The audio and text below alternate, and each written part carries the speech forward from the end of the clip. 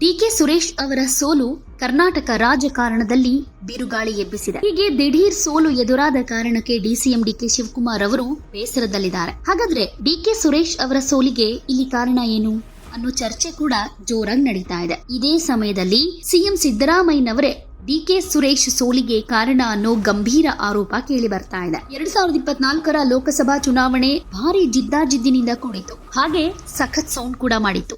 ಯಾಕಂದ್ರೆ ಬಿಜೆಪಿ ನೇತೃತ್ವದ ಸರ್ಕಾರದಲ್ಲಿ ಪಿಎಂ ಮೋದಿ ಹ್ಯಾಟ್ರಿಕ್ ಬಾರಿಸುವುದಕ್ಕೆ ರೆಡಿಯಾಗಿದ್ರು. ಬೆಂಗಳೂರು ಗ್ರಾಮಾಂತರ ಲೋಕಸಭಾ ಕ್ಷೇತ್ರ ಭಾರತದ ಮೂಲೆ ಮೂಲೆಯಲ್ಲಿ ಸದ್ದು ಮಾಡಿ ಸುದ್ದಿಯಾಗಿತ್ತು.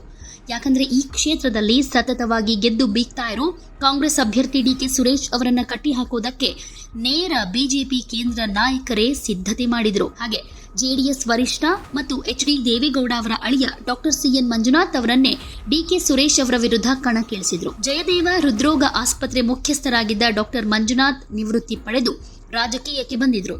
ಕೊನೆಗೂ ಡಾಕ್ಟರ್ ಮಂಜುನಾಥ್ ಗೆದ್ರು.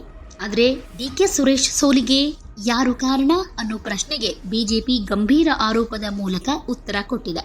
ಅದರಲ್ಲೂ ಸಿಎಂ ಸಿದ್ದರಾಮಯ್ಯ ಡಿಕೆ ಸುರೇಶ್ ಸೋಲಿಗೆ ಕಾರಣ ಅಂತ ಬಿಜೆಪಿ ಹೇಳ್ತಾ ಇದೆ. ಡಿಕೆ ಸುರೇಶ್ ಅವರ ಸೋಲಿಗೆ ಸಿಎಂ ಸಿದ್ದರಾಮಯ್ಯ ಅವರೇ ನೇರ ಕಾರಣ ಅಂತ ತುಮಕೂರು ಗ್ರಾಮಾಂತರ ಕ್ಷೇತ್ರದ ಬಿಜೆಪಿ ಶಾಸಕ ಸುರೇಶ್ ಗೌಡ ನೇರವಾಗಿ ಆರೋಪ ಮಾಡಿದ್ದಾರೆ. ಸಿಎಂ ಸಿದ್ದರಾಮಯ್ಯ ಮುಖ್ಯಮಂತ್ರಿ ಸ್ಥಾನದ ಉಳಿವಿಗೆ ಈ ರೀತಿ ಡಿಕೆ ಸುರೇಶ್ ಅವರನ್ನ ಸೋಲಿಸಿದ್ದಾರೆ. ಸಿಎಂ ಸಿದ್ದರಾಮಯ್ಯನವರ ಆಪ್ತರೇ ಸೇರ್ಕೊಂಡು ಡಿಕೆ ಸುರೇಶ್ ಅವರನ್ನ ಬೆಂಗಳೂರು ಗ್ರಾಮಾಂತರ ಲೋಕಸಭಾ ಕ್ಷೇತ್ರದಲ್ಲಿ ಸೋಲಿಸಿದ್ದಾರೆ ಅನ್ನೋ ಆರೋಪ ಮಾಡಿದ್ದಾರೆ. ಬಿಜೆಪಿ ಶಾಸಕ ಈ ರೀತಿ ಮಾಡ್ತಾ ಇರೋ ಆರೋಪಕ್ಕೆ ಕಾಂಗ್ರೆಸ್ ಇನ್ನೂ ಯಾವುದೇ ರೀತಿಯ ಪ್ರತಿಕ್ರಿಯೆ ಕೊಟ್ಟಿಲ್ಲ.